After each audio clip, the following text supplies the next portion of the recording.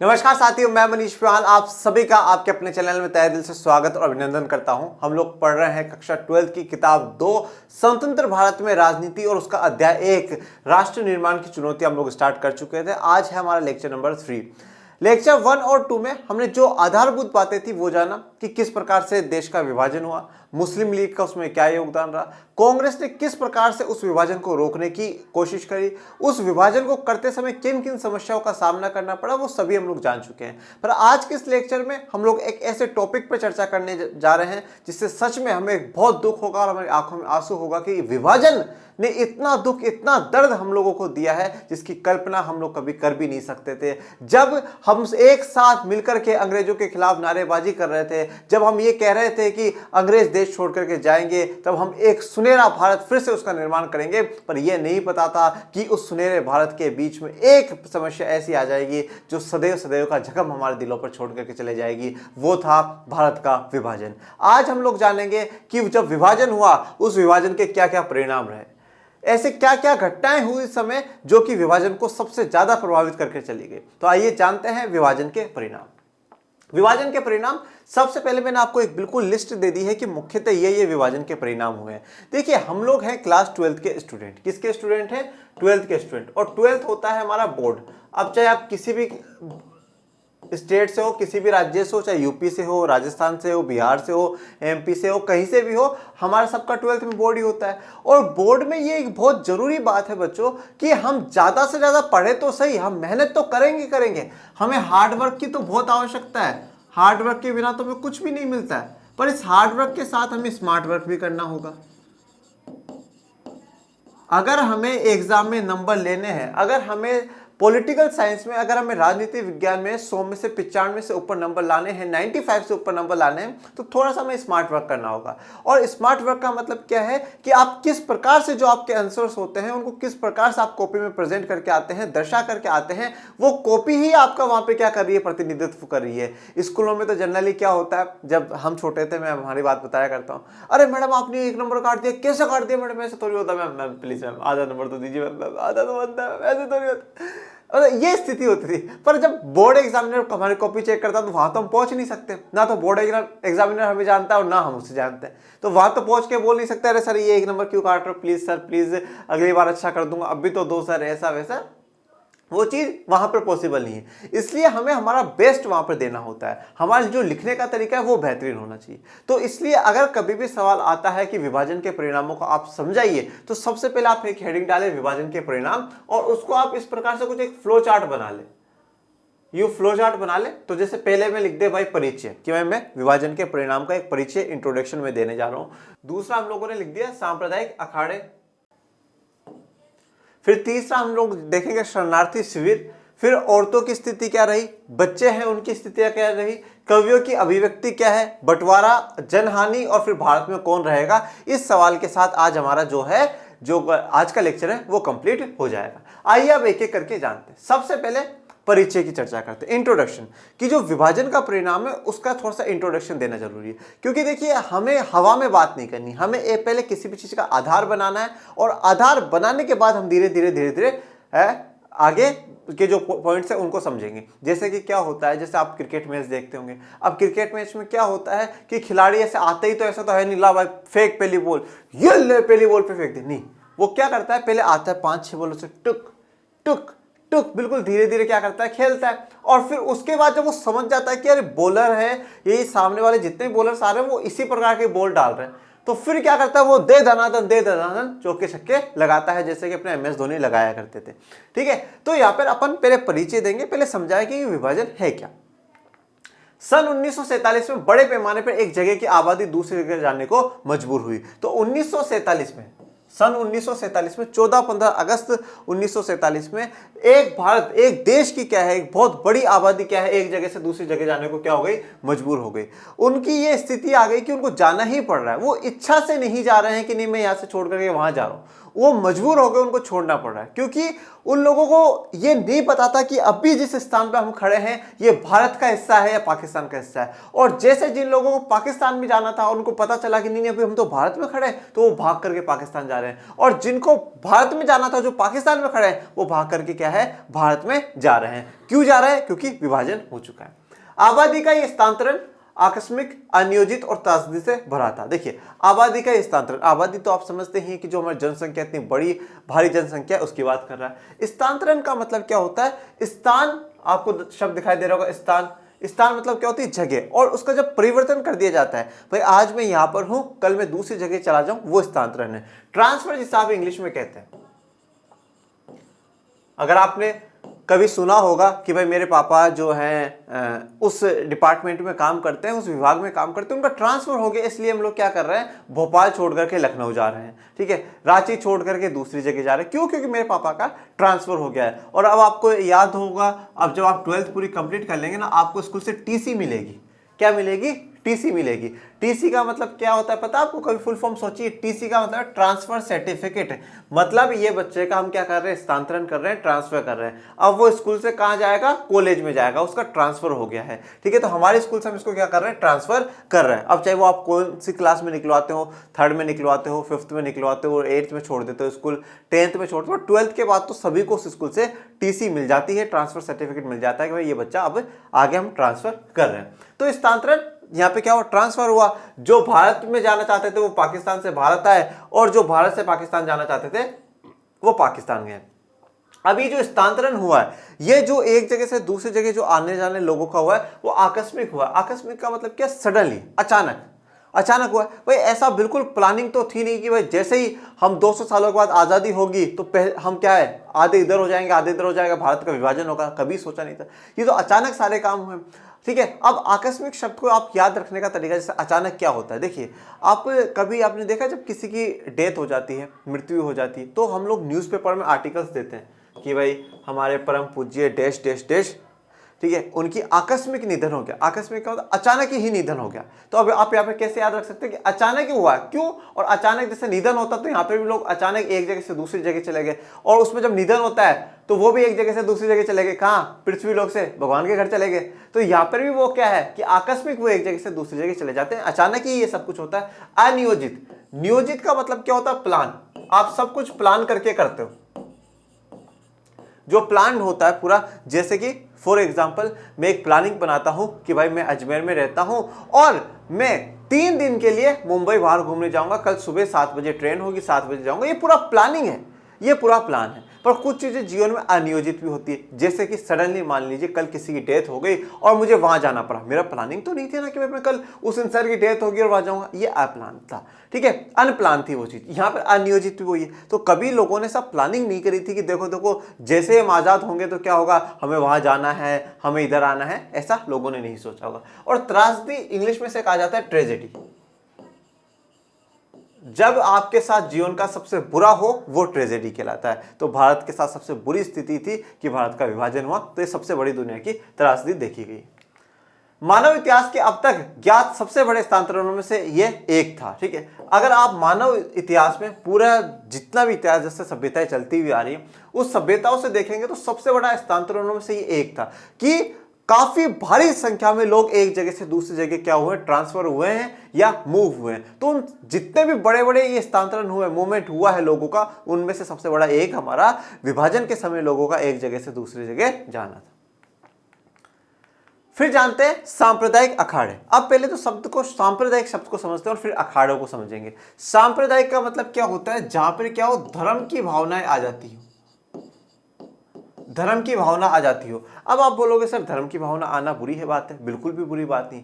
देखिए जब हम ये कहते हैं कि मैं इस धर्म का हूं, इट्स ओके, कोई दिक्कत वाली बात नहीं। मैं अपने धर्म का व्यवहार करता हूं, इट्स ओके, ये भी कोई दिक्कत वाली बात। पर जब हम ये कहने लगे कि नहीं मेरा ही धर्म सर्वश्रेष्ठ है, बाकी जितने भी धर्म है दुनिया में सारे बेकार है, या मेरा ही अच्छा है, ये जो पर्टिकुलर धर्म है ना ये बेकार है, जब हम हमारे धर्म को सर्वश्रेष्ठ कहने लग जाएं, जब हमें सर्वश्रेष्ठता की भावना आ जाए कि नहीं मैं सर्वश्रेष्ठ हूं, मैं सुपीरियर हूं, मुझसे बढ़कर के कोई भी नहीं है, तभी क्या होता है, अहंकार की शुरुआत होती है और अहंकार इंसान को बर्बाद कर देता है। और यहां पर जब इंसान कहने लग जाता है कि मेरा धर्म सर्वश्रेष्ठ है, जब हर इंसान अपने अपने धर्म को सर्वश्रेष्ठ बनाने की कोशिश करता है, अपने अपने धर्म को सर्वश्रेष्ठ मानना शुरू कर देता है, तो वो क्या होता है, वहां पर फिर शुरुआत हो जाती है सांप्रदायिकता की। वहां पे शुरुआत हो जाती है सांप्रदायिकता की। क्यों? क्योंकि हम हमारे धर्म को सर्वश्रेष्ठ दिखाने की कोशिश कर रहे हैं कि मेरा धर्म सर्वश्रेष्ठ है। वो अपने धर्म के लिए सर्वश्रेष्ठ दिखाने के लिए, बेहतरीन दिखाने के लिए वो कुछ भी करेगा, हम भी कुछ भी करेंगे, फिर क्या होंगे, लड़ाई झगड़े होंगे, दंगे होंगे।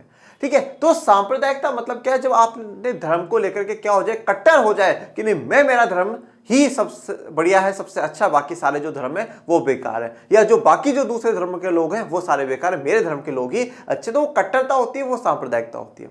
देखिए, धर्म को लेकर करके, या हम बहुत सी बार जब धार्मिक होने की बात करते हैं, तो मैं एक आपको डॉक्टर अंबेडकर का एक कोटेशन है, बहुत अच्छा कोटेशन मुझे उनका लगा, तो उस कोटेशन का मैं जिक्र करूंगा। वो क्या कहते हैं कि धर्म का मतलब क्या है, धर्म का मतलब क्या है, हमारे कर्तव्य। जो इंसान अपने कर्तव्य क्या है, हमारी ड्यूटीज, जैसे कि मेरी ड्यूटी है आप लोगों को पढ़ाना, ठीक है, आपकी ड्यूटी है पढ़ना, किसी की ड्यूटी है कि जो जिस दफ्तर में काम कर रहा है वो काम करना। हमारे सबके कुछ कर्तव्य है कि हम जब घर से बाहर सड़कों पे निकले तो सड़कें गंदी ना करें, ठीक है, हम कानून कायदों का नियम करें सड़कों पे, हम ये हमारे कुछ ड्यूटी से कुछ कर्तव्य है। तो डॉक्टर अंबेडकर कहते हैं कि जो इंसान, जो व्यक्ति अपने कर्तव्यों का, अपनी ड्यूटीज का ईमानदारी से, पूरी निष्ठा के साथ पालन करता है, वही इंसान धार्मिक है।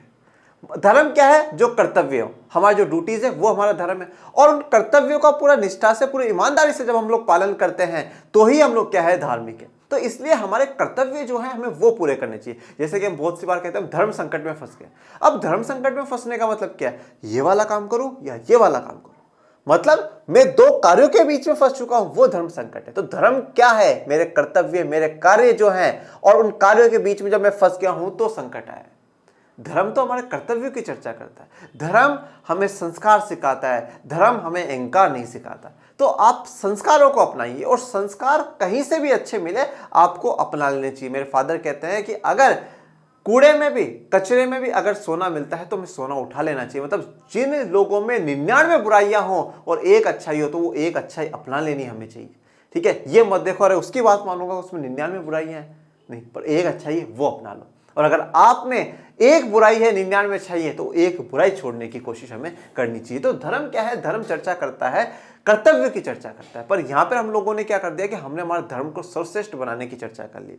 तो जब धर्म को सर्वश्रेष्ठ बनाने की चर्चा कर ली कि भाई मेरा अच्छा है तुम्हारा बेकार है, वो कहता नहीं मेरा अच्छा है तुम्हारा बेकार है, तो क्या हो गया, वहां पर कट्टरता का भाव पैदा हो गया और लोग लड़ना शुरू हो जाएंगे। अब अखाड़ा क्या होता है, तो अखाड़ा आपने दंगल मूवी में देखा ही होगा, ठीक है, दंगल में देखा ना अखाड़ा, जहां पे क्या होती है, कुश्ती होती है, दे पटक कर दे चढ़ाई सुल्तान, है ना, तो वो दंगल वाले सीन आपने देखे होंगे। तो वो अखाड़ा, अखाड़ा मतलब वो स्थान हो गया जहां पे लोग क्या है, लड़ रहे हैं। तो सांप्रदायिक अखाड़े मतलब ऐसे स्थान जहां पर मुख्यतः लोग धर्म के नाम पे लड़ रहे हैं, ठीक है, हिंदू मुसलमान, सिख मुसलमान, ये जो लोग हैं उस समय लड़ रहे थे। धर्म के नाम पर एक समुदाय के लोगों ने दूसरे समुदाय के लोगों को बेरहमी से मारा, सिर्फ और सिर्फ धर्म के नाम पर, कि भाई वो उस धर्म का इंसान जा रहा है और हम इस धर्म के उसको मार दो। बड़ी बेरहमी से उन लोगों को मारा गया, बिल्कुल भी कोई रहम दया नहीं उन लोगों पर दिखाई गई, बस कि उस धर्म का है उसके लिए उनको लोगों को मार दिया गया। सांप्रदायिक अखाड़े लाहौर, अमृतसर और कलकत्ता जैसे शहर सांप्रदायिक अखाड़े में तब्दील हो गए थे। तो देखिए लाहौर, अमृतसर और कलकत्ता, अब मेरी बात बहुत ध्यान से सुनिएगा, क्या कहा गया है, लाहौर, अमृतसर। तो हम लोगों ने बात करी थी कि जो पाकिस्तान को 2 सीमाएं दी जाती हैं, ठीक है, ये हमारा भारत है, पाकिस्तान को 2 सीमाएं दी जाती हैं, एक इधर वाली सीमा है और एक इधर वाली सीमा है। तो कलकत्ता किधर आ गया, इधर वाली सीमाओं पर आ गया, और लाहौर और अमृतसर हमारे इधर वाली सीमाओं पर आ गए। तो ये 3 मुख्यतः क्या थे, ऐसे इलाके हो गए जहां पर सांप्रदायिक अखाड़े हो गए। ये मुख्यतः ऐसे इलाके थे जहां पर क्या है कि हिंदू मुस्लिम के दंगे चल ही रहे थे, ठीक है, हिंदू मुस्लिम के, सिख मुस्लिम के दंगे चल ही रहे थे। लोग मतलब सिर्फ और सिर्फ धर्म का, अपने अपोजिट धर्म का देखते हुए उनको बेरहमी से मार रहे थे।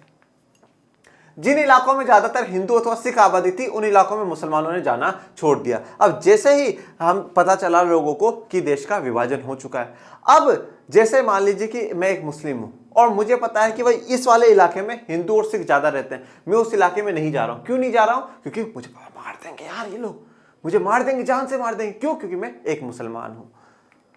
ठीक इसी तरह मुस्लिम बहुल आबादी वाले इलाकों से हिंदू और सिख भी नहीं गुजरते। अब जैसे मान लीजिए कि मैं एक हिंदू हूं, मैं एक सिख हूं, तो मैं सोच रहा हूं यार इधर तो मुसलमान ज्यादा है, तो इस वाले इलाके से मत गुजरो। क्यों? क्योंकि वो मुझे मार देंगे। तो उस समय इंसान सिर्फ इस नाम से बचने की कोशिश कर रहा था, नहीं नहीं मैं इस धर्म से हूं तो मैं इस धर्म के इलाकों से ना गुजरूं। तो ये सांप्रदायिक हकारों की आप स्थिति देखिए कि अमृतसर, लाहौर, कोलकाता बिल्कुल इस स्थिति में तब्दील हो चुके हैं कि वहां पे लोग गुजरने से डर रहे हैं। जिस भी एरिया में मैं जिस धर्म से हूं उसके ऑपोजिट धर्म वालों की अगर उधर आबादी ज्यादा है तो मैं उधर से निकलने से बच रहा हूं, क्योंकि मुझे पता है कि वो तलवार लेकर के तैयार बैठे होंगे और वो मुझे मार देंगे। फिर तीसरा है शरणार्थी शिविर। देखिए अब शरणार्थी शिविर को पहले समझिए।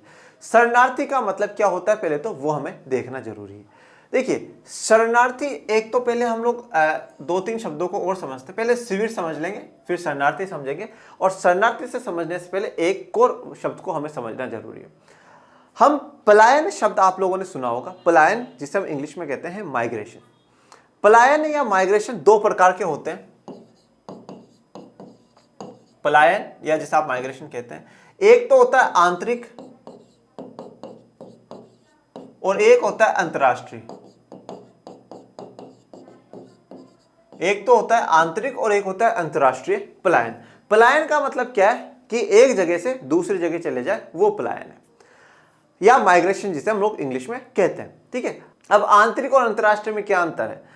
पलायन में क्या होता है कि जैसे आंतरिक की मैं बात करूं, जैसे मान लीजिए मैं आज अजमेर में रहता हूं, और जब मैं अजमेर में रहता हूं तो मुझे लगता है कि अजमेर में ज़्यादा बेटर फैसिलिटीज़ नहीं है, अच्छी फैसिलिटीज़ नहीं है, एजुकेशन के ज़्यादा अच्छे अवसर नहीं है, जॉब्स फैसिलिटीज़ अच्छी नहीं है, हेल्थ फैसिलिटीज़ अच्छी नहीं है, तो मैं क्या करता हूँ, अजमेर को छोड़ करके मैं दिल्ली की तरफ चला जाता हूँ।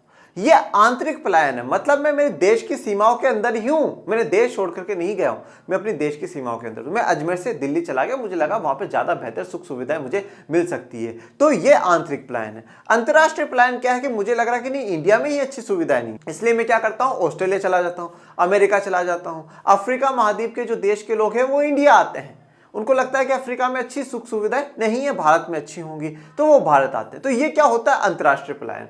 पर ध्यान देने वाली बात यह कि पलायन जब इंसान करता है तो मुख्यतः जनरली जो बात करना हूं वो अपनी इच्छाओं से करता है।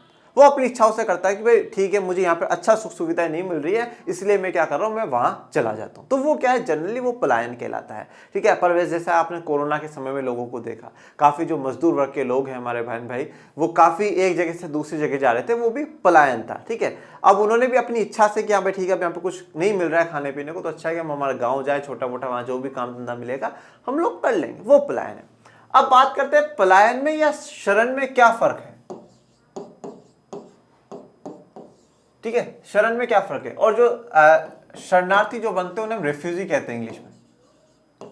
देखिए, जब जैसे कि हम भक्ति करते हैं, हम भगवान की पूजा करते हैं, हम कहते हैं प्रभु मुझे अपनी शरण में ले लीजिए, मुझे अपनी शरण में ले लीजिए। क्यों ले लीजिए शरण में? क्योंकि मेरे पास दुख बहुत है, मैं इस संसार में जी रहा हूं, मेरे पास बहुत ज्यादा दुख, बहुत ज्यादा समस्या है। हम ईश्वर को कब याद करते हैं, जब हम पर दुख आते हैं, मतलब मजबूरन जबरदस्ती हम ईश्वर के पास जा रहे हैं, इच्छा से थोड़ी जा रहे हैं। इच्छा से चले जाते तो शायद दुखी ना होते, पर जब दुख आए तब हम ईश्वर के पास गए, ईश्वर मुझे अपनी शरण में ले प्रभु, और ये मेरे दुख संकट पीड़ा आप हरे, ये हम लोग बोलते हैं, ये शरण में जाना होता है।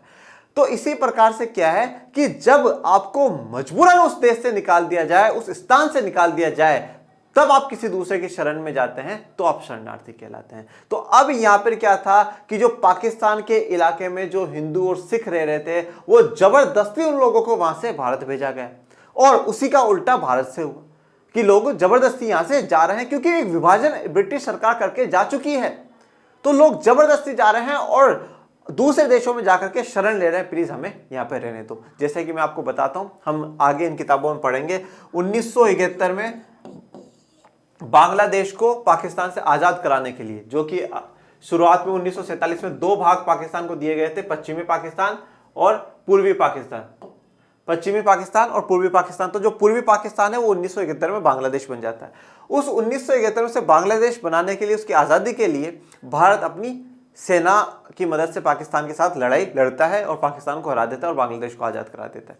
आपको मैं बता देना चाहता हूं, उस समय 80 लाख लोग, 80 लाख बांग्लादेश के लोग उन्होंने भारत में क्या ली है, शरण ली है। वो भारत आए हैं कि हमें भारत शरण दे, क्योंकि बांग्लादेश में जो पश्चिमी पाकिस्तान के लोग हैं वो हम पर अत्याचार कर रहे हैं। इसी प्रकार से आपने कक्षा 10 में सिन्हाला और तमिलों के बारे में पढ़ा होगा। तो तमिल भी क्या थे, शरणार्थी बने, दूसरे देशों में जाकर के उन्होंने शरण ली। तो मतलब आपको मजबूरन हो चुके हो, आप मजबूर हो चुके हो दूसरों की शरण में जाने के लिए, उसको क्या कहा जाता है, शरणार्थी कहा जाता है। तो पलायन में और शरणार्थी में फर्क है। पलायन आप अपनी मर्जी से कर रहे हैं कि मुझे यहाँ सुख सुविधाएं अच्छी नहीं मिल रही है इसलिए मैं दूसरी जगह जा रहा हूं, और शरणार्थी क्या है, जी मजबूर हो चुका हूं कि मुझे यहां नहीं रहने दिया जा रहा है इसलिए मैं निकल रहा हूं, तो मैं दूसरे की शरण में जाकर के, दूसरे देश की, दूसरे राज्य की, दूसरे स्थान की शरण में जाकर के वहां रहूंगा। तो शरणार्थी और पलायन में मैंने आपको अंतर बता दिया। शरणार्थी कौन है, जो दूसरे की शरण लेता है, वो शरणार्थी है। शिविर का मतलब क्या होता है, कैंप। आपने बहुत सी बार देखा होगा कि आज ये डॉक्टर साहब यहाँ पर आ रहे हैं तो यहाँ पे मुफ्त में शिविर लगाया जाएगा, मतलब मुफ्त में कैंप लगाया जाएगा। तो शिविर मतलब यहाँ पर क्या था, अब जैसे भारत में देखिए, अब उस समय तक तो सब एक साथ रह रहे थे। अब जैसे मान लीजिए एक्स बनता है, ये पहले पाकिस्तान में रहता था, अब ये भारत आ गया, कहाँ आ गया, इंडिया आ गया। तो अब इसको क्या है, अब ऐसा तो है नहीं, यहां पे तो देखिए जब तक वो पाकिस्तान वाले इलाके में रह रहा था तब तक उसके पास सब कुछ था, बढ़िया घर था, बढ़िया गाड़ी, बंगला, मकान, सब कुछ था। पर अब ऐसा तो है नहीं यहां आते ही सब कुछ मिल जाएगा, बिल्कुल भी पॉसिबल नहीं। तो अब उसको यहां पे रखने के लिए कुछ ना कुछ तो काम करना पड़ेगा सरकार को। तो सरकार ने क्या कर दिए, तंबू तनवा दिए, ठीक है। ऐसे वो छोटे छोटे टेंट के वो आते हैं ना, अभी मैं दिखाऊंगा आपको, वो लगवा दिए कि भाई एक एक खाली जगह इसमें 100-150 तंबू लगा दो, तो जो लोग आए वो इनमें क्या इकट्ठा होते, थोड़े दिन तक रह लेंगे। तो उनको क्या कहा गया, शरणार्थी शिविर कहा गया। इन जगहों को शरणार्थी शिविर कहा गया। तो जो शब्द है वो मैंने आपको पूरा समझा दिया है। अब आगे बढ़ते हैं। जो लोग सीमा पार करने में किसी तरह सफल रहे, उन्होंने पाया कि अब वे बेठिकाना हो गए। अब जिन्होंने सीमा पार कर दी, सीमा पार कर दी मतलब भाई ये हमारी सीमा है, इधर पाकिस्तान आ गया, इधर भारत आ गया। तो उन्होंने जैसे ही सीमा पार कर दी, वो सीमा पार करके पहुंच तो गए, पर अब उनको पता चला वो बेठिकाना हो चुके हैं। ठिकाना मतलब भाई मेरा एक स्थान है, भाई जैसे मैं आज ऑफिस से जाऊंगा, मुझे मेरे घर जाना है, मेरा ठिकाना है कि मुझे घर जाना है। पर अब इनका तो कोई ठिकाना ही नहीं था, कहां जाए, कहां रहेंगे, क्या खाएंगे, क्या धंधा करेंगे, कुछ भी नहीं था। तो ये बेठिकाना हो चुके थे। मतलब पहली बात तो काफी लोग तो क्या है कि जो सीमा है उसको पार करने में असफल हुए, क्योंकि बीच में ही जब पता चला उस धर्म के लोग हैं तो अपोजिट धर्म वाले लोगों ने बीच में मार दिया। और जो सफल हो गए कि वह सीमा कैसे न कैसे पार कर दी, उन्होंने कैसे भी कर दी पार, फिर उनको ये पता चला यार अब रहेंगे कहां, बेठिकाना वो हो चुके थे। दोनों ही तरफ के अल्पसंख्यक अपने घरों से भाग खड़े हुए और अक्सर अस्थायी तौर पर उन्हें शरणार्थी शिविरों में पनाह लेनी पड़ी। ठीक है, तो अब क्या हुआ कि जो दोनों तरफ से अल्पसंख्यक है, जैसे कि मैंने आपको क्या कहा, पाकिस्तान में अल्पसंख्यक कौन था, हिंदू और सिख अल्पसंख्यक थे, और भारत में कौन अल्पसंख्यक था, मुसलमान अल्पसंख्यक। तो दोनों तरफ से जो अल्पसंख्यक थे वो दूसरे देशों की तरफ भागने लगे, मतलब पाकिस्तान से हिंदू और सिख भारत आने लगे, और भारत से जो मुसलमान है वो पाकिस्तान की तरफ जाने लगे। तो अब जब वो दूसरे अपने देशों में गए तो उनको पता चला यार अब यहाँ पे रहने की जगह नहीं। तो क्या हुआ कि सरकार की तरफ से जो शरणार्थी शिविर थे उनमें उनको पनाह लेनी पड़ी, मतलब वहां पर अपना गुजारा करना पड़ा, वहां पर उनको रहना पड़ा। कल तक जो लोगों का अपना वतन हुआ करता था, वहीं की पुलिस अथवा स्थानीय प्रशासन अब इन लोगों के साथ रुखाई का बर्ताव कर रहा था। मतलब क्या है कि भाई ये पहले पूरा भारत एक ही तो था, पहले ये पूरा भारत एक ही तो था, इस वतन में रहते थे, इस वतन की आज़ादी के लिए साथ मिलकर के उद्घोष हमने करा, इस आज़ादी के नारे हम सबने मिलकर के लगाए। जिस पुलिस प्रशासन के साथ, जिन स्थायी प्रशासन के साथ हम लोग मिलकर के ये कह रहे थे नहीं हम सबको मिलकर के देश को आज़ाद कराना है, आज वही लोग क्या कर रहे हैं, हम पे लाठीचार्ज कर रहे हैं, हमें यहाँ पे डरा रहे हैं, धमका रहे हैं कि नहीं तुम यहाँ नहीं रह सकते, तुम यहाँ से भग जाओ, तुम ऐसा करो वैसा करो। मतलब इतना सा था कि खुद के वतन में ही क्या है, विदेशों जैसी सी एक भावना आने लगी थी कि देखो मैं अपने देश में भी अब नहीं रह सकता। नोट, इन लाखों शरणार्थियों के लिए देश की आजादी का मतलब था महीनों और कभी कभी सालों तक किसी शरणार्थी शिविर में जिंदगी काटना। तो अभी जो लाखों शरणार्थी थे इनके लिए आजादी का क्या मतलब था, सिर्फ ये मतलब था कि महीनों, कभी 2 महीने, 4 महीने, 5 महीने, कभी साल, 2 साल, 3 साल इन शरणार्थी शिविरों में अपना जीवन काट देना। अगर मतलब उनके लिए यह भी बहुत बड़ी बात थी कि उन शरणार्थी शिविरों में भी उनको रहने के लिए काफी लंबे समय तक अगर छोड़ दिया गया, वो भी उनके लिए एक बहुत बड़ी खुशी की बात है। ठीक है, चलो ये भी ठीक है, क्योंकि भाई कहां घर मकान कुछ भी नहीं है, रहे तो रहे कहां, पर वो शरणार्थी शिविर में सर ढकने को छत मिली हुई है, वो भी हमारे लिए क्या है, बहुत है, काफ़ी है। तो देखिए आज़ादी बहुत मुश्किलों से मिली है और मैं हर बार ये कहता हूँ कि हमें आज़ादी को बचा करके ही रखना चाहिए। ये देखिए मैंने एक तस्वीर दिखाई है जो कि पाकिस्तान से जो भारत लोग आ रहे थे उनकी तस्वीर मैंने दिखाई, किस प्रकार से ट्रेन की छतों पर चढ़ कर करके डब्बे बिल्कुल फुल हो रखे हैं। बस कोशिश ये थी कि हम उस स्थान पर पहुँच जाए, सुरक्षित रूप से वहाँ पहुँच जाए और जैसा भी हमें रहने को खाने को जो भी मिलेगा हम वहाँ जा करके देख लेंगे। अब आते हैं औरतों की स्थिति। अगर विभाजन में सबसे बुरी स्थिति अगर किसी की हुई है तो वो औरतों की हुई है। सच में बहुत बहुत दयनीय स्थिति औरतों की करी है, दोनों तरफ से हुई है, चाहे पाकिस्तान वाले इलाके में हो चाहे भारत के इलाके में, दोनों तरफ बहुत बुरी स्थिति औरतों की हुई। औरतों को अगवा कर लिया गया, मतलब किडनैप कर लिया गया, उनको एक जगह से दूसरी जगह उठा करके गायब कर दिया गया। अगवा औरतों को कर लिया गया, उन्हें जबरन शादी करनी पड़ी और अगवा करने वाले का धर्म भी अपनाना पड़ा। देखिए औरतों के साथ जो स्थिति हुई वो ये हुई कि औरतों को न तो खुद के परिवारों का समर्थन मिला और दूसरे वाले तो जैसे कि गलत कर ही रहे थे। जैसे मान लीजिए कि ये एक एक्स जो है ये औरत है, तो इसको क्या है, अगवा कर लिया जाता था। अब अगवा करने के बाद क्या करा, अगवा करने के बाद इसको जबरन कहा जा रहा है कि भाई आप क्या करो, हमारे साथ शादी करो। अब ये चाहे जिस भी धर्म की है, इसके ऑपोजिट धर्म वाले हैं, ठीक है। अगर ये हिंदू है तो वो मुसलमान है और ये मुसलमान है तो सामने वाले दूसरे हिंदू है।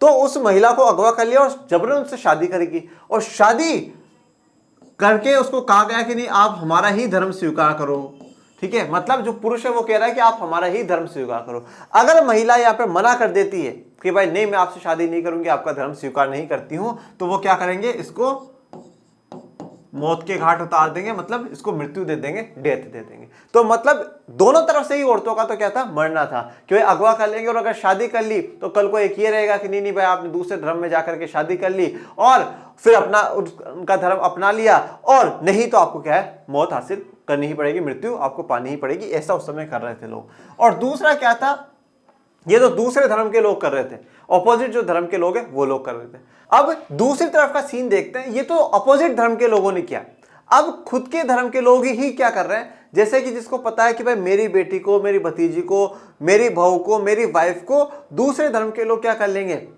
अगवा कर लेंगे, जबरन उससे शादी करेंगे, रेप करेंगे, उसके साथ गलत करेंगे। तो इतना सब कुछ गलत होने से अच्छा है कि क्या कर दूं, मैं खुद ही क्या कर दूं, अपनी बेटी को मृत्यु दे दूं, उसको मौत दे दूं। मतलब खुद ही लोगों ने अपनी बेटियों को, अपनी बहुओं को, अपनी भतीजियों को, अपने घर की महिलाओं को क्या कर दिया, मार दिया, सिर्फ और सिर्फ किस लिए, कुल की इज्जत के लिए कि नहीं मेरा परिवार की जो इज्जत है वो क्या होगी, खराब हो जाएगी जब ये किसी दूसरे धर्म के लोग इसको अगवा कर करके इसके साथ जबरन गलत करेंगे। खुद परिवार के लोगों ने अपने कुल की इज्जत बचाने के नाम पर घर की बहु बेटियों को मार डाला। तो देखिए यहाँ पर वो अगवा करके जबरन शादी कर रहे हैं, धर्म अपना रहे हैं, और अगर मना कर देती है महिला तो भी उनको क्या है, मारा जा रहा है। और अगर वो कुछ भी नहीं कर रही है तो भी उसके घर वाले उसके कुल की इज्जत के नाम पर उनको मार रहे हैं। अब बच्चों की स्थिति देखते हैं। बहुत से बच्चे अपने माँ बाप से बिछड़ गए थे, उनको दूर जाना पड़ा क्योंकि अब उनको नहीं बताता हमारे माता पिता कहाँ चले गए। कोई इतनी भीड़ में कहीं भगते भगते कहीं कोई छूट गया, हाथ छूट गया, तो कोई भरोसा उस समय नहीं रहा। लोगों को सीमा के दूसरी तरफ जाना पड़ा और ऐसा उन्हें हर हाल में करना था। तो लोगों को क्या है, सीमा के दूसरी तरफ जाना था। भाई अगर वो पाकिस्तान में तो उनको भारत जाना था और जो भारत में है उनको पाकिस्तान जाना था, और ये हर हाल में ही करना था, ऑप्शन था ही नहीं। ब्रिटिशर्स ऐसा कर गए कि हमें जाना ही जाना है, इतना बुरा जख्म वो लोग दे करके गए थे। अक्सर लोगों ने पैदल चलकर ये दूरी तय की थी, तो काफी लोगों ने तो क्या है, ये जो दूरी है, ये जो सीमा पार करने की जो दूरी है, ये क्या है, पैदल चल करके तय की। अब जानते हैं कवियों की अभिव्यक्ति, ठीक है। कहा जाता है जहां ना पहुंचे रवि वहां पहुंच जाए कवि, ठीक है। तो कवि पहुंच सकते हैं, कवि कहीं भी पहुंच सकते हैं, और कवि हर मुद्दों पर अपने विचार रखते हैं। और एक सुंदर छोटी सी कविता में, कहानियों में हमें कहीं ना कहीं पूरा सार किसी भी चीज का समझा देते हैं। जब ये पूरा विभाजन का हुआ तो जो कवि हैं, जो पाकिस्तान के हैं, भारत के हैं, लेखकों ने, कवियों ने, इन्होंने क्या अपने विचार रखे, अपने विचारों की क्या अभिव्यक्ति रखी, वो देखते हैं। भारत और पाकिस्तान के लेखक, कवि तथा फिल्म निर्माताओं ने अपने उपन्यास, लघु कथा, कविता और फिल्मों में इस मारकाट की नृशंसता का जिक्र किया, दिल के दो टुकड़े हो जाना। देखिए अब उनकी जो उपन्यास, उनकी किताबें हैं, लघु कथा, छोटी छोटी जो कहानियां हैं, कविताएं हैं, फिल्में हैं, उन सब में इस मारकाट की नृशंसता, मतलब जो बिल्कुल ये जो बुरे हाई लेवल पे, जो सबसे बुरे लेवल पे जो काम हुआ है, उस काम को उन्होंने क्या करा है, जिक्र करा है। मतलब उनकी बातें रखी है कि भाई ऐसा ऐसा हुआ है, और इस विभाजन को क्या बताया है, दिल के दो टुकड़े हो जाना। उन्होंने बोला है कि यहां पर सिर्फ और सिर्फ जमीन के, भूमि के दो टुकड़े नहीं हुए हैं, सिर्फ और सिर्फ भूमि के दो टुकड़े नहीं हुए, बल्कि दिल के दो टुकड़े हुए। दिल के दो टुकड़े क्यों? क्योंकि हम लोग सब एक साथ रहते थे, हम हिंदू मुसलमान, हम सिख मुसलमान सब एक साथ रहते थे, और अब आज वो दोनों विभाजित हो चुके हैं। मुस्लिम उधर चला गया, हिंदू इधर रह गए, सिख इधर रह गए। तो ये जो विभाजन हुआ है ये जमीनों का नहीं बल्कि किसका हुआ है, दिल का विभाजन हुआ, दिल के दो टुकड़े हुए। फिर जानते हैं बंटवारा।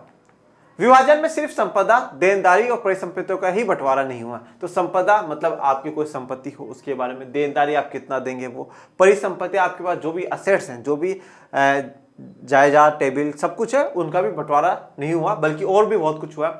वित्तीय संपदा के साथ साथ टेबल, कुर्सी, टाइपराइटर और पुलिस के वाद्य यंत्रों तक का बंटवारा हुआ था। मतलब यह था कि हर चीज का बराबर बंटवारा करा गया है कि भाई आपके पास टेबल कितनी है, सरकारी टेबलें कितनी है, वो आधी पाकिस्तान को तो आधी आप लोग।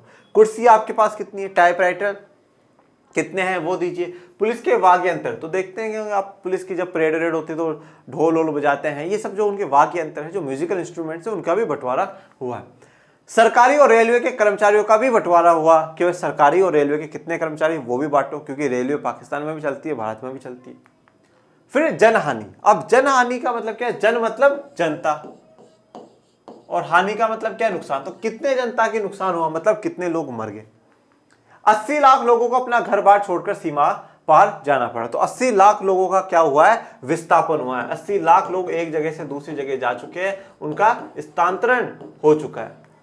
विभाजन की हिंसा में तकरीबन 5 से 10 लाख लोगों ने अपनी जान गंवाई है। तो 80 लाख लोगों को तो सीमा छोड़नी पड़ी, और इनमें से 5 से 10 लाख लोगों को क्या हो गया? उनकी मौत हो गई। ठीक है, धर्म के नाम के दंगों में उनको मार दिया गया, किसी भी प्रकार से, चाहे वो प्रशासन के द्वारा मरे हो और चाहे धर्म के जो लोग हैं उनके द्वारा मरे हो। भारत में कौन रहेगा? प्रशासनिक मुश्किल और वित्तीय कठिनाई के अतिरिक्त विभाजन के साथ कुछ और ज्यादा गहरे मुद्दे जुड़े हुए थे। भारत के नेता द्विराष्ट्र सिद्धांत में यकीन नहीं करते थे। बहरहाल विभाजन तो धर्म के आधार पर ही हुआ था। देखिए, अब ये लास्ट लाइन और पढ़ते हैं, फिर आगे पूरा समझेंगे। क्या इस वजह से भारत अपने आप एक हिंदू राष्ट्र बन गया था? अब एक हमारा बहुत बड़ा सवाल आ चुका है कि भारत में कौन रहेगा। जब द्विराष्ट्र सिद्धांत में, टू नेशन थ्योरी में, मुस्लिम लीग ये कहती है कि भारत एक कौम का नहीं बल्कि दो कौमों का राष्ट्र है, हिंदू और मुसलमान, तो मुसलमानों के लिए अलग राष्ट्र होना चाहिए। अब जब मुसलमानों के लिए अलग राष्ट्र होना चाहिए, और इस बात को ब्रिटिश सरकार ने भी अपनाया और धर्म को ही बंटवारे का आधार बनाया, धर्म को ही बंटवारे का आधार बनाया। देखिए, यहाँ पर दो प्रकार के संगठन है, जो कि एक हिंदुओं की बात करते हैं तो दूसरे मुसलमानों की बात करते हैं। अब जब मुसलमानों को पाकिस्तान मिल गया, वो भी दो सीमा क्षेत्र मिले, एक पश्चिमी पाकिस्तान, एक पूर्वी पाकिस्तान, तो सवाल भारत में यूं उठा कि अब भारत में कौन रहेगा।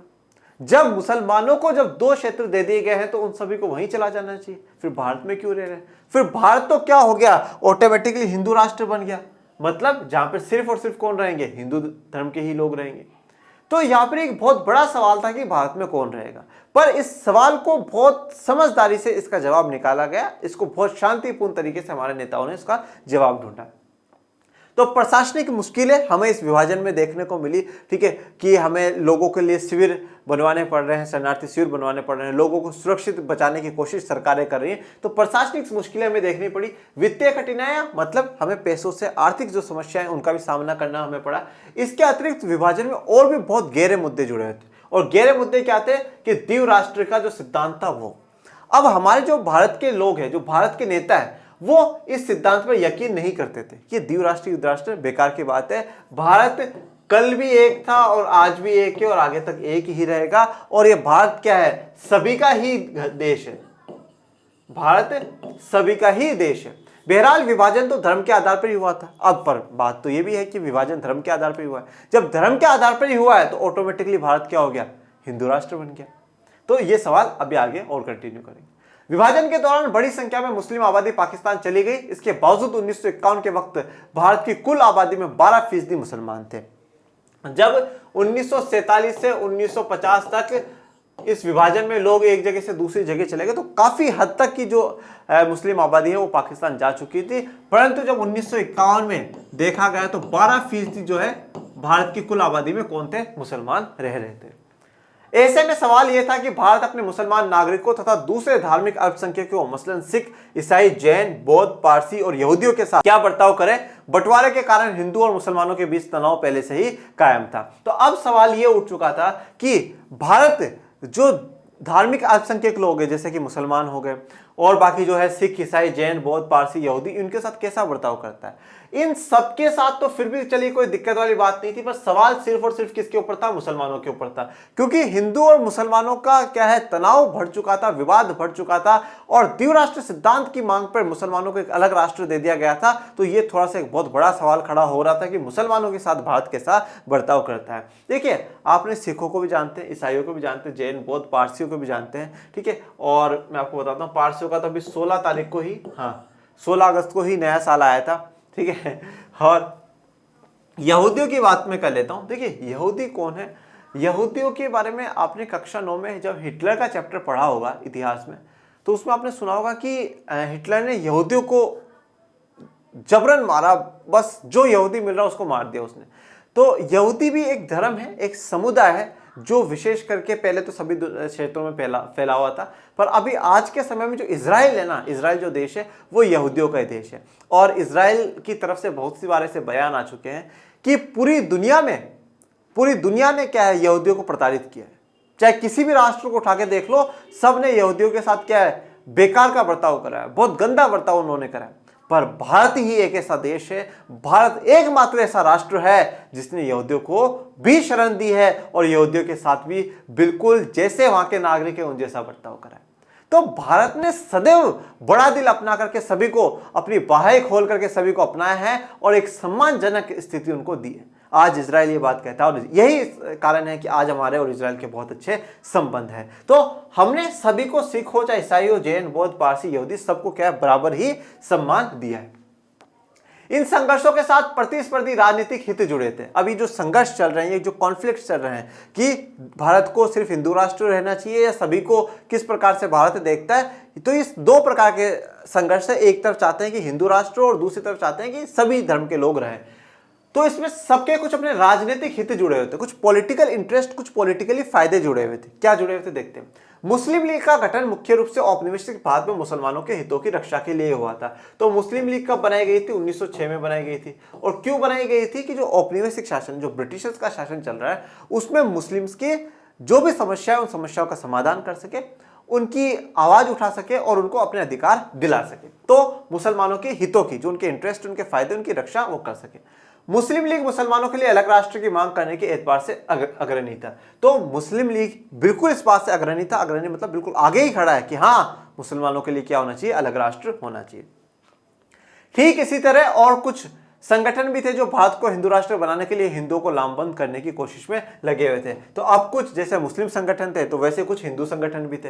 तो वो हिंदुओं को लामबंद मतलब क्या, एक करने की कोशिश कर रहे थे, उनको एक मंच पे लाने की कोशिश कर रहे थे कि नहीं, हम सब मिलकर के क्या करते हैं, हिंदू राष्ट्र की डिमांड करते हैं और अब भारत तो क्या ही बनकर रहेगा, हिंदू राष्ट्र ही बनेगा। बहरहाल भारत की कौमी सरकार के अधिकतर नेता सभी नागरिकों को समान दर्जा देने की हामी चाहते थे, चाहे नागरिक किसी भी धर्म का हो।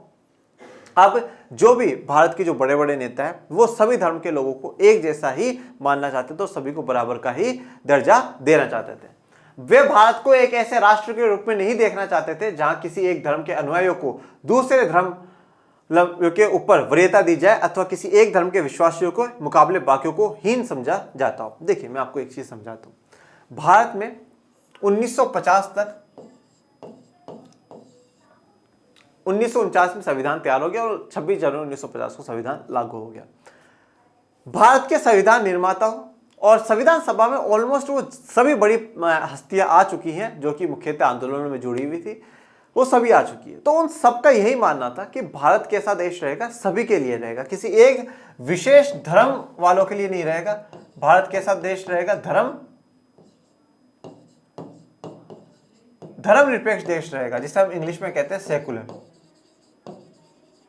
सेकुलर कंट्री रहेगा। और सेकुलर का या धर्मनिरपेक्ष का अर्थ क्या होता है कि जहां पर सभी धर्मों को समान माना जाए, बराबर माना जाए, किसी एक धर्म को ऊपर या किसी एक को नीचे नहीं, सबको क्या होगा, बराबर माना जाएगा, सब इक्वल है। हिंदू भी बराबर है, मुसलमान भी बराबर है, सिख, ईसाई, जैन, बौद्ध, पारसी, यहूदी, सभी हमारे लिए क्या होंगे, बराबर होंगे। वो होता है सेकुलर की परिभाषा, वो होती है धर्मनिरपेक्ष की परिभाषा कि हम सबको क्या है, बराबर मानेंगे।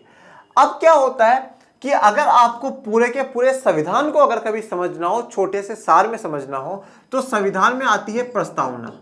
मतलब आप ये कह सकते हो the first page of the our constitution. जो फर्स्ट पेज स्टार्टिंग में जो है, जिसे हम इंग्लिश में प्रियम्बल कहते हैं। और ये सिर्फ और सिर्फ संविधान में ही नहीं, आपकी किताबों में भी बहुत सी बार फर्स्ट पेज पर आया होगा प्रस्तावना, प्रियम्बल। तो उसमें लिखा हुआ हम भारत के लोग, ठीक है। अब उस जो प्रस्तावना है ना, इस प्रस्तावना को पढ़ने के बाद आप समझ सकते हो कि किसी देश का संविधान आगे कैसा होगा। जैसे कि हमारे संविधान में लोकतांत्रिक की बात करी गई है, न्याय की बात करी गई है, पर प्रस्तावना में वो चीजें आती हैं, प्रियम्बल में वो चीजें आती है।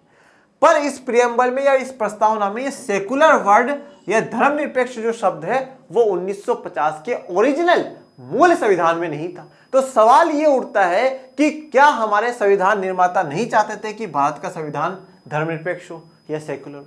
क्या हमारे देश के संविधान में ऐसा कोई भी प्रावधान नहीं है जो धर्मनिरपेक्षता को दर्शाता हो? अगर प्रस्तावना सब कुछ ही बता रही है तो क्या उसमें ऐसा संविधान में नहीं है कि वो धर्मनिरपेक्ष? बिल्कुल भी ये बात गलत है। अगर आप देखेंगे भारत के मौलिक अधिकारों में तो 25 से लेकर के 30 तक के अधिकार ही ऐसे हैं जो कि धर्म की बात करते हैं, आपको धर्म की स्वतंत्रता देते हैं, आपको संस्कृति और अपने शिक्षा के अधिकारों को बचाने का अधिकार देते हैं। तो कहीं ना कहीं संविधान में धर्मनिरपेक्ष का भाव शुरुआत से ही था। हाँ, सेकुलर जो शब्द है जो प्रस्तावना में बाद में ला करके जोड़ा गया, जो कि 1976 में इंदिरा गांधी जी के समय इसको जोड़ दिया गया प्रस्तावना में, ठीक है। तो सेकुलर शब्द चाहे बाद में आया हो, पर संविधान निर्माताओं की पहले से ही भावना थी कि हमारा देश कैसा हो, धर्मनिरपेक्ष हो, जहां पे सभी धर्म के लोग एक साथ मिलजुल करके रहते हैं, सभी एक साथ रहेंगे और सभी के साथ जो राज्य है, जो सरकारें हैं, वो एक समान बर्ताव करेगी, एक समान का व्यवहार सरकार करेगी, ऐसा हमारे संविधान निर्माताओं का मानना था। वे मानते थे कि नागरिक चाहे जिस धर्म का हो, जिस धर्म को माने, उसका दर्जा बाकी नागरिकों के बराबर ही होना चाहिए, नागरिकता की कसौटी धर्म को नहीं बनाया जाना चाहिए, ठीक है। तो यहाँ पे संविधान निर्माताओं का यही मानना था, या देश के जो बड़े नेता हैं उनका यही मानना था कि चाहे कोई भी इंसान किसी भी धर्म को माने, उसको पूरी की पूरी छूट है। जैसे मैं आपको बता रहा हूं कि जो भारत का आर्टिकल 25 से लेकर के 28 तक है, अनुच्छेद 25 से लेकर 28 तक जो है, आप लोगों ने कक्षा 11 में इन चीजों के बारे में पढ़ा होगा। 25 से 28 तक जो है मौलिक अधिकार है कि धर्म की स्वतंत्रता का अधिकार, तो उसमें हमें पूरी आज़ादी है कि मैं चाहूँ जिस धर्म को मानूँ, मैं चाहूँ जिस धर्म का प्रचार प्रसार करूँ, ये मुझे आज़ादी है। तो यहाँ पे किसी को चाहे किसी भी धर्म का हो, हम नागरिकता के लिए, सिटीजनशिप के लिए आधार धर्म नहीं बनाएंगे कि इस धर्म के लोगों को देंगे और उस धर्म के लोगों को नहीं। हमारे नेतागण धर्मनिरपेक्ष राज्य के आदर्श के हिमायती थे, उनके इस आदर्श को अभिव्यक्ति भारतीय संविधान में हुई। तो हमारे नेतागण कैसा देश चाहते थे? धर्मनिरपेक्ष देश चाहते थे, और ये चीज हमें क्या है, हमारे भारत के संविधान में भी दिखाई देती है। ओके, अब जो हमारा नेक्स्ट टॉपिक होगा वो होगा रजवाड़ों का विलय। अभी रजवाड़े क्या होते हैं और इनका विलय किस प्रकार से होता है वो सब जानेंगे, और जानेंगे एक फेमस पर्सनैलिटी के बारे में जिनका नाम है सरदार पटेल। ठीक है, तो आज के लिए इतना ही, और आपको कैसा लगा ये आज का लेक्चर जरूर बताइएगा, ठीक है। और विभाजन के परिणाम हम लोग देख चुके हैं, और बस मन लगा करके आप लोग पढ़ते रहिए और आगे बढ़ते रहिए, और ज़्यादा से ज़्यादा लाइक शेयर सब्सक्राइब कराएं मेरे प्यारे बच्चों, और मिलते हैं नेक्स्ट लेक्चर में। तब तक के लिए थैंक यू सो मच। जय हिंद, जय भारत।